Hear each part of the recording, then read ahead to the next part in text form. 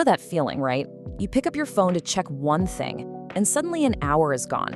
You've just been scrolling and scrolling. We've all been there. But what if that wasn't just a lack of self-control? What if the apps themselves were intentionally designed to do that to you? Well, a huge court case just brought this whole idea into the spotlight, and it all kicks off with one pretty staggering number.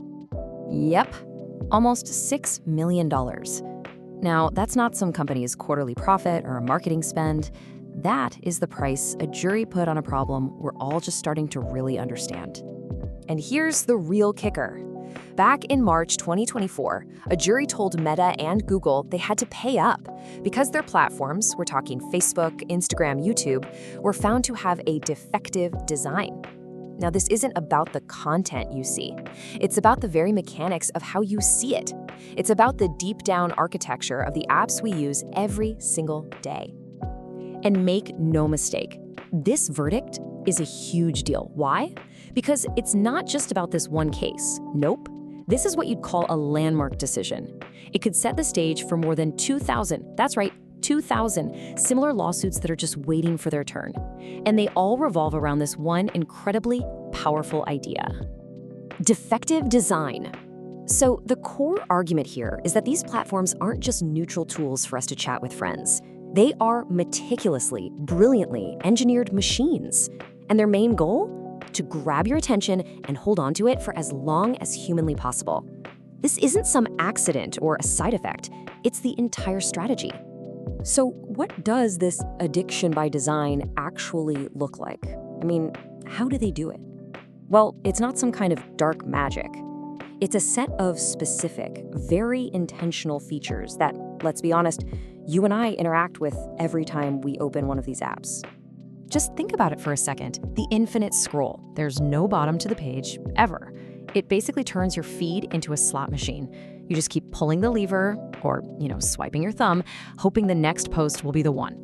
Then there's autoplay videos. Before you can even decide, the next video is already playing, pulling you in, chaining your attention. And the personalized recommendations. Oh, man, the algorithm gets so good at knowing what you like that it builds this perfect feed that is just almost impossible to look away from.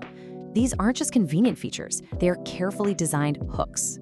And this quote, which you see floating around a lot in these debates, just nails it. These features that keep us glued to our screens, they aren't mistakes that companies need to fix. They're the whole point. They are the engine that makes the entire business run. And this lays out the logic perfectly. It's brutally simple, really. The more time they can get you to spend on their platform, the more ads they can show you. And, of course, the more ads you see, the more money they make. It's a business model where our time and our attention are the actual product being sold to advertisers. Okay, so the model works for them. But this constant, relentless push for our engagement, well, it comes at a cost, a very human cost. There's a ton of research now that's drawing a straight line from this addiction by design to some pretty serious, measurable impacts on our mental health, especially when it comes to younger people. And the data on this is, well, it's pretty sobering. Just look at this. Studies are consistently showing that teenagers who spend more than 3 hours a day on social media have a 30 to 50% higher risk of anxiety and depression than their peers. That correlation is so clear, and it really suggests that the very features designed to keep us hooked might also be making us sick. And this isn't just some vague feeling of being down. There are real psychological things happening. You've got the constant social comparison, right? We're always looking at someone else's highlight reel and feeling like our own life doesn't measure up. Then there's the dopamine cycle. Every little like, every comment, it gives your brain a tiny hit of a feel-good chemical, creating this little reward loop that makes you want to come back for more. And, of course, there's the sleep disruption from all that blue light and late-night scrolling. It's a perfect storm. So, if we know these platforms can cause harm, who's on the hook for it? Who is actually to blame? This question right here, this is the massive debate at the very heart of this entire issue. And the argument really breaks down into two camps. On one side, you have people saying the companies are responsible. They argue the platforms were built to be addictive, they specifically target young and vulnerable users, and, this is a big one, internal documents suggest they know about the risks. But then, on the other side, you have the personal responsibility argument. That, users have free will, parents should be monitoring their kids, and at the end of the day, technology is just a tool. It's all in how you use it. The people who argue for platform responsibility often use this analogy, and it's a powerful one. They're trying to frame social media not as some harmless fun, but as a public health crisis, just like tobacco was, a product that we now know is addictive and harmful and that needs serious regulation to protect people.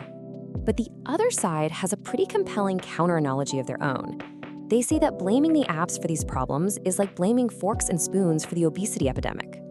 From this point of view, food is a part of life, but it's on the individual to choose moderation. And they believe the exact same principle applies to technology. So you've got these two massive arguments crashing into each other in courtrooms, in the news, everywhere. Where does that leave us? What's next for social media? Well, one thing feels pretty certain. The status quo probably isn't going to last forever. Change is coming.